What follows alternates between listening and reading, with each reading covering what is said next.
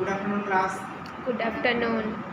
આજનો આપણો વિષય છે વિજ્ઞાન અને તે પૈકી આપણે એ વિષયમાં માનવોમાં વહન વિશે અભ્યાસ કરીશું. માનવોમાં અભ્યાસ પહેલાં આપણે સૌ એક પ્રવૃત્તિ કરીએ. તો સૌ મિત્રો પોતાના સ્થાન ઉપર ઊભા થશો. હું જે રીતે કરું છું મને ફોલો કરવાનું છે, બરાબર? ચાલો, સૌથી પહેલાં બધાનું ધ્યાન આગળ રાખો. હાથ આગળ, ઉપર, બાજુમાં, નીચે. ફરીથી એકવાર આગળ, ઉપર, બાજુમાં, નીચે. બરાબર? બેસો. હવે આપણે શરૂ કરીએ. હવે આજનો આપણો ટોપિક માનવોમાં વહન. માનવોમાં વહન એ માટે સૌ પ્રથમ આપણે હૃદય વિશે સમજવું પડે છે. હૃદય વિશે સમજતા પહેલાં વિદ્યાર્થી મિત્રો તમે અગાઉ અભ્યાસ કરી ચૂક્યા છો. માનવોમાં વહન એ હૃદય દ્વારા આખી પ્રક્રિયા થતી હોય છે. મિત્રો, હૃદય એટલે શું? હૃદય શેનું બનેલું છે?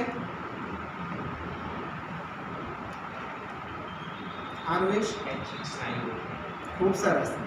ઐચ્છિક સ્નાયુઓનું બનેલું હૃદય છે, બરાબર? આ ઐચ્છિક સ્નાયુઓનું બનવાનું કારણ એ છે કે આપણા શરીરમાં જે બધી પ્રક્રિયાઓ થાય છે તેમના પર આપણું નિયંત્રણ હોય છે. નિયંત્રણ થતું જ રહેતું હોય છે, પણ હૃદય પર આપણું નિયંત્રણ હોતું નથી. આ થવાનું કારણ શું છે કે હૃદય એ ઐચ્છિક સ્નાયુઓનું બનેલું છે જેથી તે આપમેળે પોતાનું કાર્ય કરે છે અને પોતાના ધબકારા અને જે રુધિરની વહન કરવાની જે ક્ષમતા છે તે આપમેળે વિકસાવે છે. તેમના ઉપર આપણું કોઈ નિયંત્રણ હોતું નથી. હવે સૌપ્રથમ આપણે આકૃતિ સમજવા પૂર્વ હજી એક પ્રવૃત્તિ કરીએ, બરાબર? ચાલો, સૌ ઊંડાણપૂર્વક શ્વાસ લો.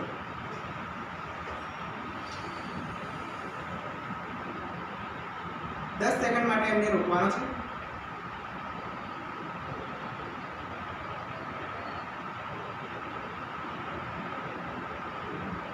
રિમૂવ કરો. તમામ હવે તમારા હાથને તમારા હૃદય ઉપર રાખો.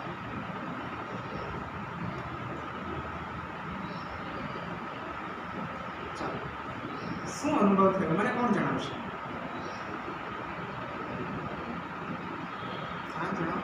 ધબકારા સંભળાય છે વધારે. ખૂબ સરસ. હૃદયના ધબકારા સાંભળી શકીએ છીએ આપણે.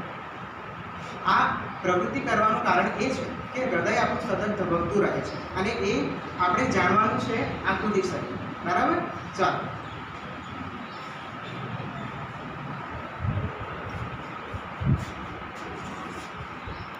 તમે હાલ પ્રવૃત્તિ કરી. પ્રવૃત્તિ દરમિયાન તમે હૃદયના ધબકારા સાંભળ્યા. હૃદયના ધબકારા મતલબ એવું તો કંઈક છે જ નહીં કે હૃદય સતત આમ સંકોચન વિકોચન થતું રહેતું હોય. સંકોચન વિકોચન થવા માટે પણ રુધિરનું પરિવહન થવાનું કાર્ય થતું છે. અહીં તમે આકૃતિમાં જોઈ શકો છો. માનવ હૃદયની રચનામાં તેમના 4 ખંડોમાં વિભાજિત છે અને આ ચારેય ખંડો માસલ સ્નાયુના બનેલા છે. ચારેય ખંડો માસલ સ્નાયુના બનેલા છે. આ માસલ સ્નાયુઓ ઉપરાંત તેમાં કેટલીક રુધિર વાહિનીઓ પણ આવેલી હોય છે.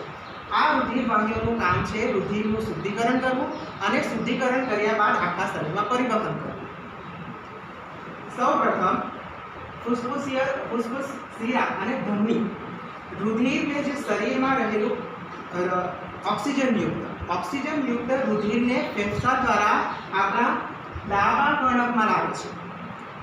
શ્વાસોશ્વાસની ક્રિયા આપ સૌ કરો છો અને તમને ખબર જ છે કે શ્વાસોશ્વાસની ક્રિયામાં આપણે ઓક્સિજન વાયુ અને કાર્બન ડાયોક્સાઇડ વાયુની આપ-લે કરીએ છીએ. એ પૈકી જે રુધિર ઓક્સિજનયુક્ત છે અને કાર્બન ડાયોક્સાઇડ યુક્ત છે હજી સુધી એ શુદ્ધ નથી થયેલું. એમને શુદ્ધ કરવા માટે આપણે અહીં લાવવાનું છે. શુદ્ધ કરવા માટે આપણે જે ફૂસ્ફુસીય શિરા અને ધમની છે એમના દ્વારા, જે ફેફસા છે તેમના દ્વારા આપણા જે રુધિર છે એ અહીં ડાબા કર્ણકમાં આવે છે.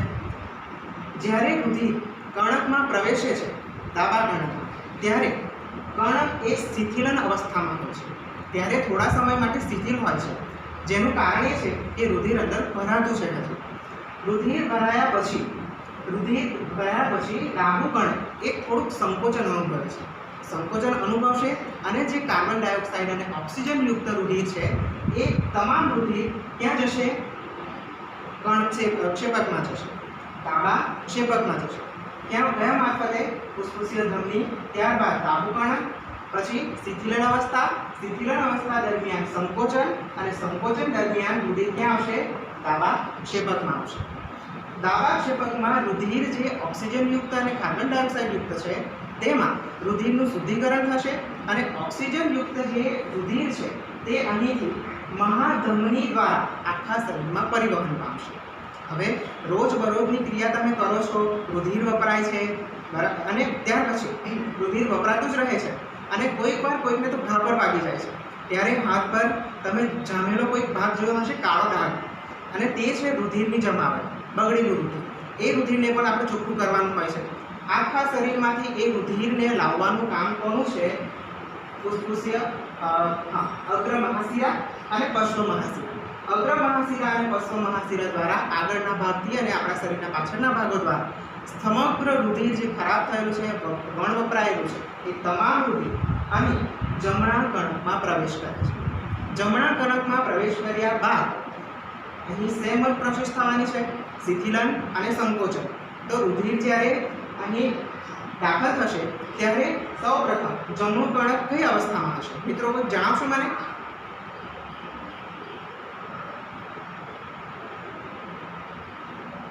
બે જ અવસ્થા આપણે ભણી ગયા છે, શિથિલન અને સંકોચન. રુધિર જ્યારે દાખલ થવાનું છે અને દાખલ થશે ત્યારે કઈ અવસ્થામાં હશે? કણકની વાત કરતા છે.